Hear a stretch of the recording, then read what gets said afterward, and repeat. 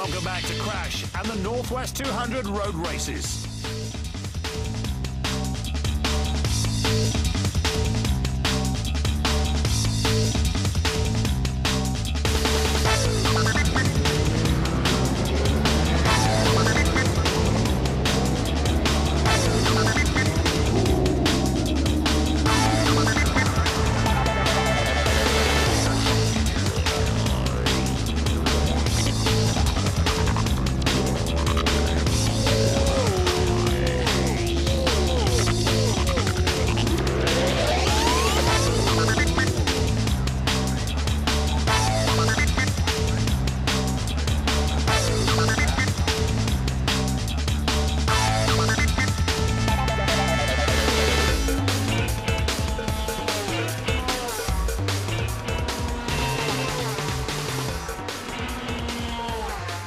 So David Lemon, your pole sitter, is not going to win, and that is going to be a real disaster. And he's tried so hard for so long.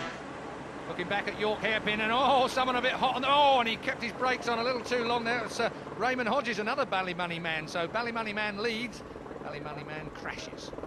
Marshall's doing a great job there, indicating to the riders, but it looks dry here again. I think they're heading down towards the brighter part of the circuit. It does seem like it's at the top end there, up at University and round Ballymoney roundabout. We're on board still, breaking into the McAvoy.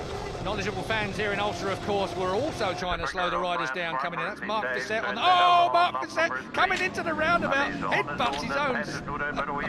Oh dear me, he's straight up on his feet, but just couldn't get it stopped, Steve. Oh, not the way to treat your brand new R1 Yamaha, is it? It would have been a fast line. You'd have to stay on. You'd have to be as good as Alistair Seeley on that motocross bike. Let's watch again and look out for the sandbag, which is what propels the rider into the air when he hits it.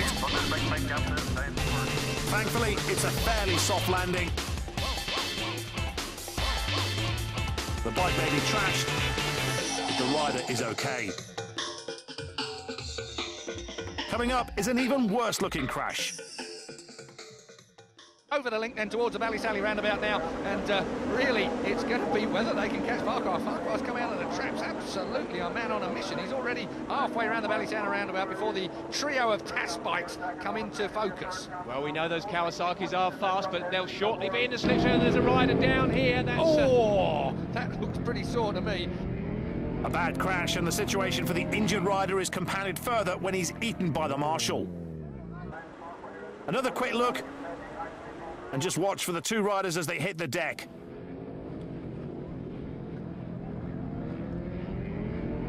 One gets up, one stays down. Next, we switch back to rallying.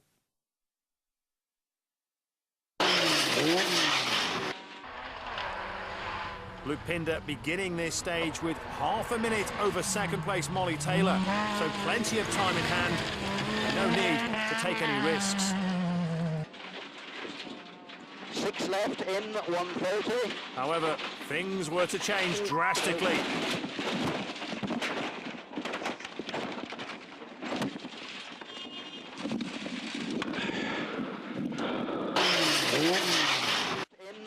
Let's watch again as Pinder loses control, rolls, and that's the end of his rally. That was the Pirelli rally at the Kielder Forest. This is the Bulldog rally in Wales.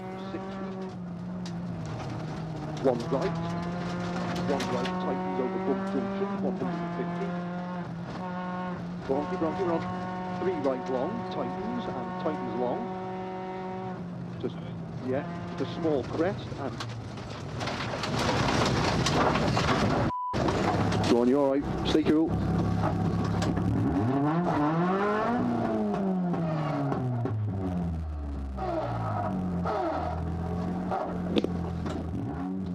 Another rally crew come to their aid and try and get them back on the road. But the question you have to ask is, what were the other crew doing there in the first place?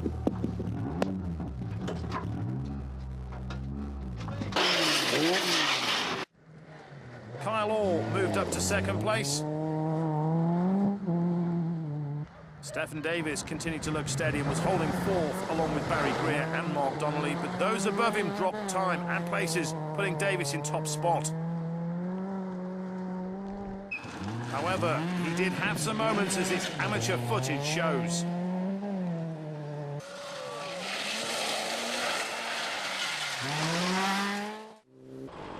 Aha, we can now solve the mystery of the crew standing by the side of the road. This is Ewan Thorburn in the four-wheel drive Subaru Impreza. Junction and right four, okay, keep in.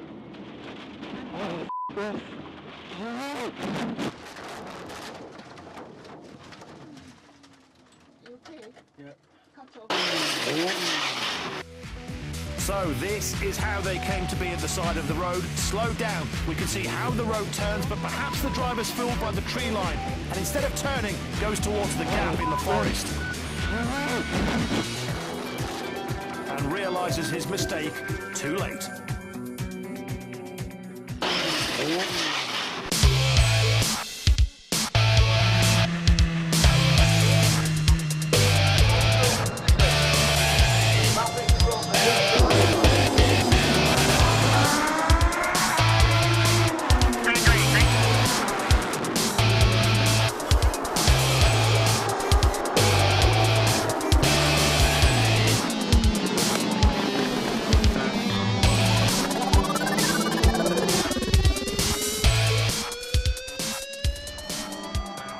We finished the show in the United States, the American Le Mans Championship, and with conditions worsening, cars begin to slide off the track at the Road Atlanta circuit.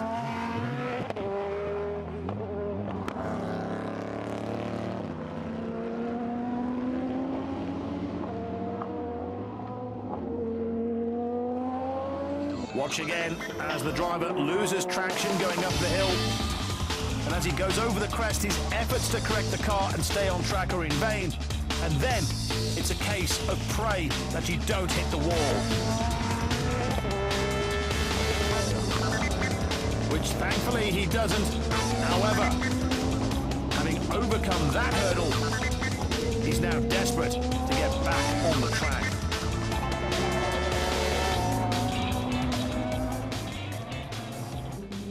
Same race, more rainfall, and another car off the track.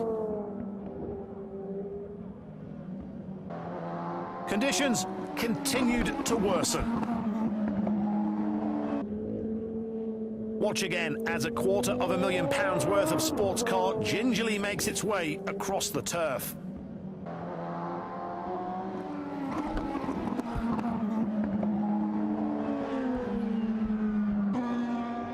Still at Road Atlanta, and here goes another car off the track.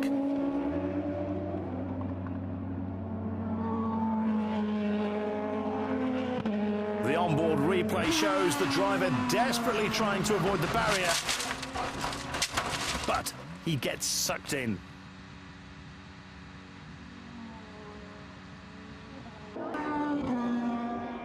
The driver's just not tight enough into the turn, and as he tries to correct his position, he loses control, and off he goes.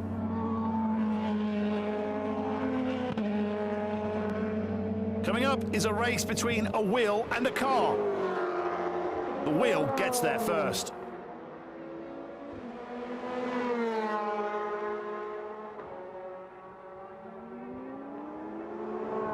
The replay shows the wheel coming into the picture at speed, and remember, this is slowed down and there's nothing the driver can do except bury it in the tyre wall. Remarkably, the driver is able to limp back onto the racetrack on just 3 wheels.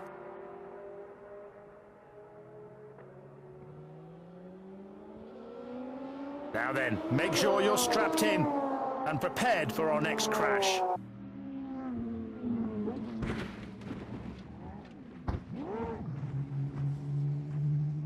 A sickening spill that even sent the marshals running for cover, and miraculously, the driver is able to unstrap himself and step out of the wreckage.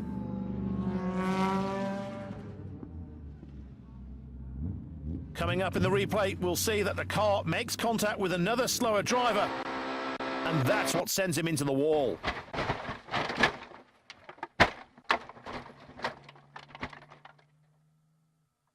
The car comes to rest, and the onboard camera not really revealing the true extent of the damage.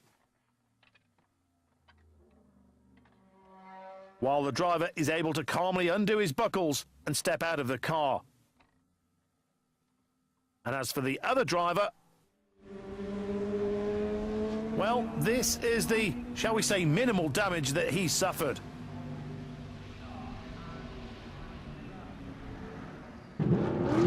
With so much debris, the race is brought to a halt. And having left the track at high speed, the driver has to go for a medical examination to make sure he's not suffered any injury.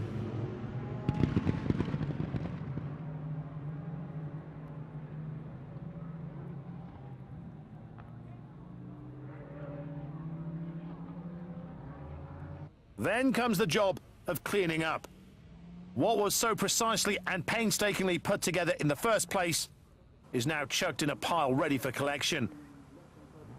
And the driver can thank his lucky stars that he's not spending the evening in a hospital bed.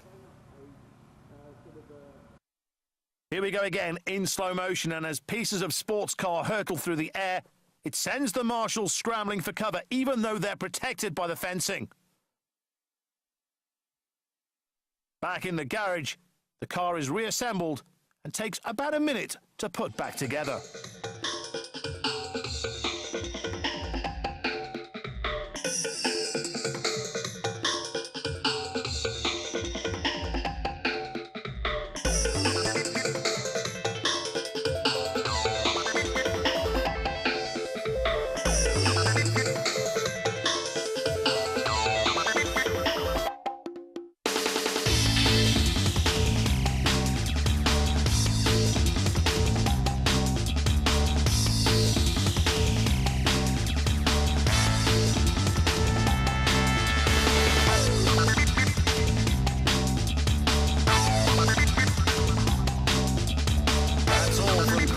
See you again next time.